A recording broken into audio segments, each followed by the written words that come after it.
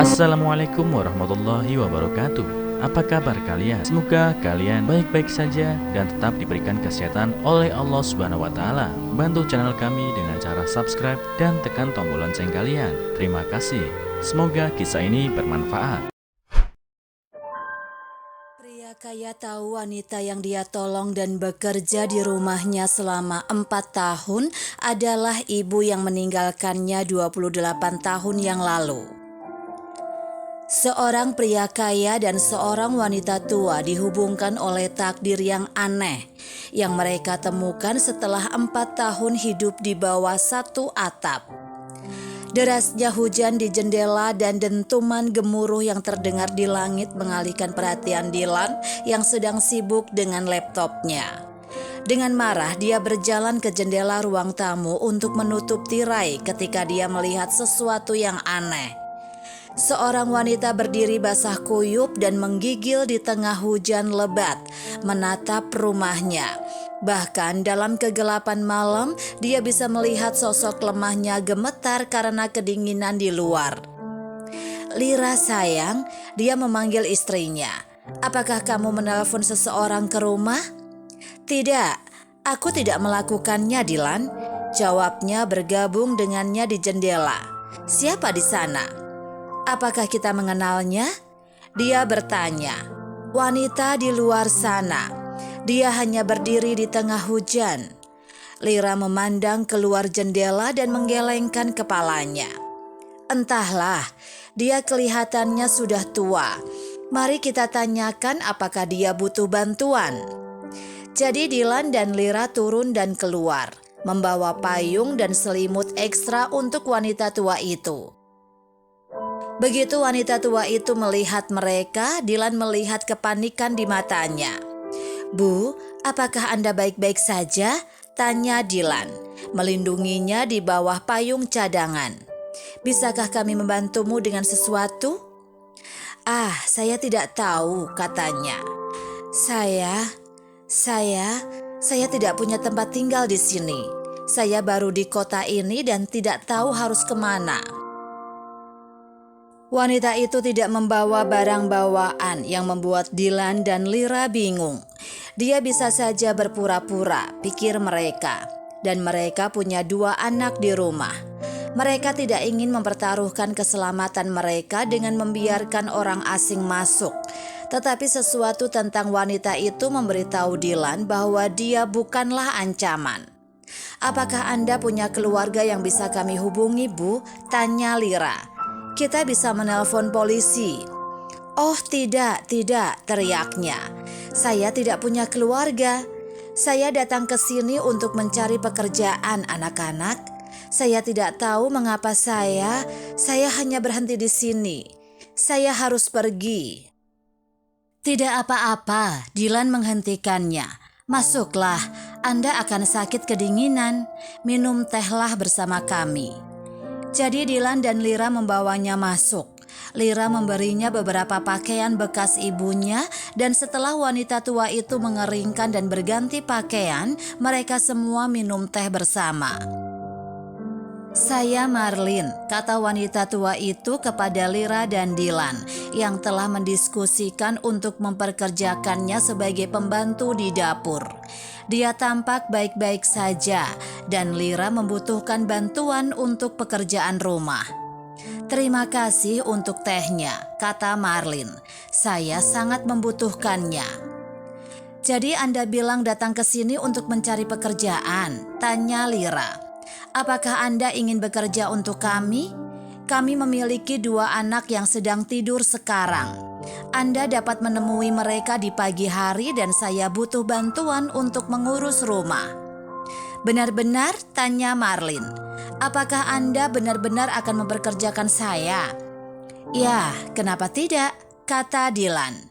"Selama Anda tidak keberatan. Kami juga memerlukan informasi Anda." "ID apapun, kami tidak bisa menahan siapapun di rumah." "Oh, oke," kata Marlin. "Tapi saya butuh bantuan untuk itu. Saya dirampok tepat setelah meninggalkan stasiun. Jadi saya butuh laptop atau semacamnya. Saya cukup bijak untuk menyimpan salinan digital." Sempurna, Dylan tersenyum. Kamu bisa istirahat di kamar tamu malam ini, Marlin. Itu 4 tahun yang lalu. Marlin mulai bekerja sebagai pembantu di rumah Dylan dan Lyra 4 tahun lalu setelah Dylan melindunginya dari hujan. Tetapi dia dengan cepat menjadi seperti keluarga bagi mereka. Anak-anak mereka, Aaron dan Lisa, dengan penuh kasih sayang memanggilnya Nenek Marlin, dan seluruh keluarga memujanya. Tapi di hari ulang tahunnya tahun itu semuanya berubah. Dylan dan Lyra merencanakan perayaan mewah untuk Marlin dan mengundang semua orang yang mereka kenal. Marlin meniup lilin, makan malam terindah bersama keluarganya dan menerima banyak hadiah berharga. Setelah semua pergi, dia sibuk membuka kado bersama Aaron dan Lisa. Sementara itu, Dylan pergi ke kamarnya untuk mengambil sesuatu dan melihat laptopnya tertinggal. Dia akan menutupnya ketika sebuah pesan di profil sosialnya di Facebook menarik perhatiannya. Selamat ulang tahun, Marlin tersayang. Aku harap kamu mengalami hari-hari terbaik dalam hidupmu sekarang karena kamu telah menemukan putramu, anak laki-lakimu. Dia pasti sangat mencintaimu. Dylan merasa jantungnya jatuh ke lantai. 28 tahun yang lalu dia tanpa perasaan ditinggalkan oleh ibunya di depan pintu tempat penampungan ketika dia masih kecil berusia 3 tahun. Dia tidak pernah datang mencarinya dan dia tidak pernah bisa menemukannya. Dia tidak tahu apa-apa tentang dia. Terkejut, Dylan masuk ke ruang tamu dan melihat Marlin tersenyum dan bermain dengan anak-anaknya. Dia merasa jijik dan marah. Marlin, dia menangis. Kenapa kamu melakukan itu? Kenapa? Marlin berbalik dan melihat Dylan menangis. Sayang, kata Lyra prihatin. Ada apa? Kenapa kamu menangis? Aku ingin tahu yang sebenarnya, Marlin. Atau haruskah aku memanggilmu ibu? Apa? Lyra terkesiap. Ibu? Mata Marlin berkaca-kaca. Maafkan aku, Dylan, katanya. Aku tidak ingin menipumu selama ini. Maafkan aku. Apalagi yang kau bohongi, hah? Dia berteriak. Katakan padaku, sialan, kenapa kamu melakukannya? Kenapa kamu datang ke sini dan menyakitiku lagi? Dylan, bisik Marlin. Maafkan aku, katanya. Aku tidak punya pilihan. Kamu adalah anak laki-laki berusia 3 tahun. Kamu membutuhkan rumah yang penuh kasih sayang. Dan aku tidak akan pernah bisa memberimu itu. Aku didiagnosa menderita kanker dan aku tidak pernah berpikir aku akan menjalaninya, Dylan. Jadi aku harus melepaskanmu. Aku datang untuk menjemputmu saat kankerku sembuh, tapi sudah terlambat.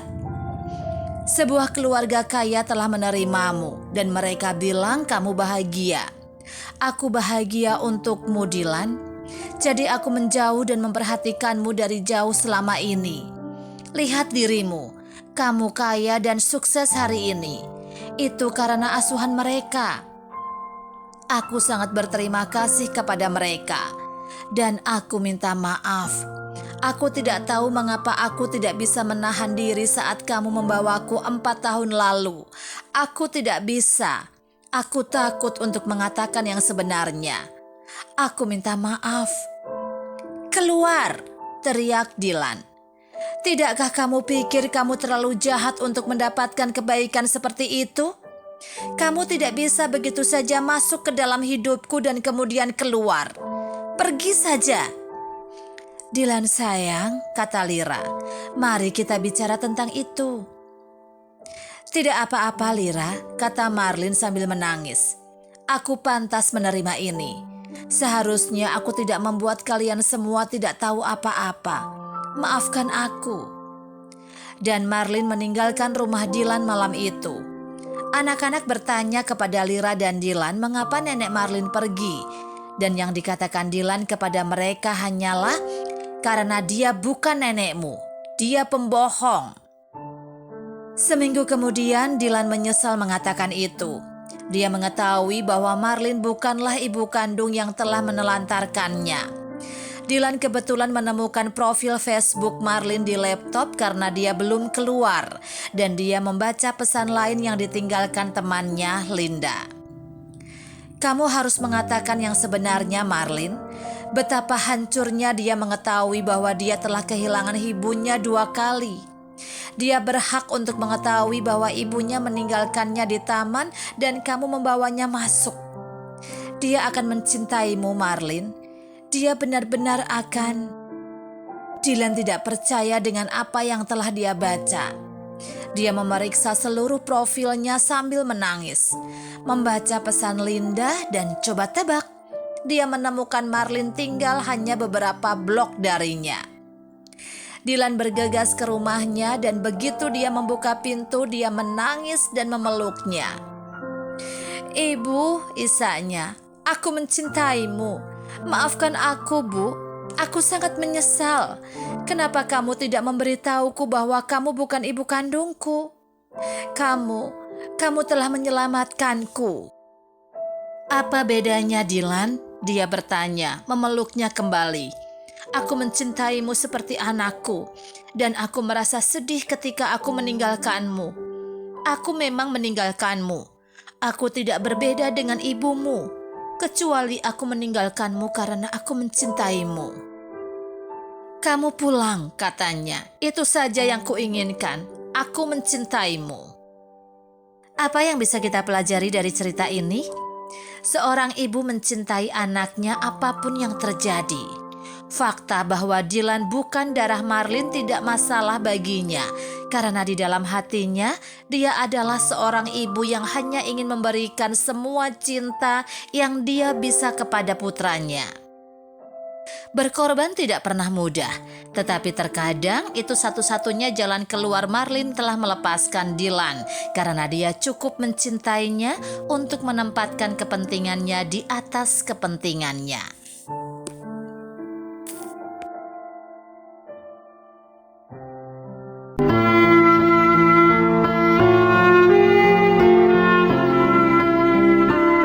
Assalamualaikum warahmatullahi wabarakatuh. Apa kabar kalian? Semoga kalian baik-baik saja dan tetap diberikan kesehatan oleh Allah Subhanahu wa Ta'ala. Bantu channel kami dengan cara subscribe dan tekan tombol lonceng kalian. Terima kasih. Semoga kisah ini bermanfaat.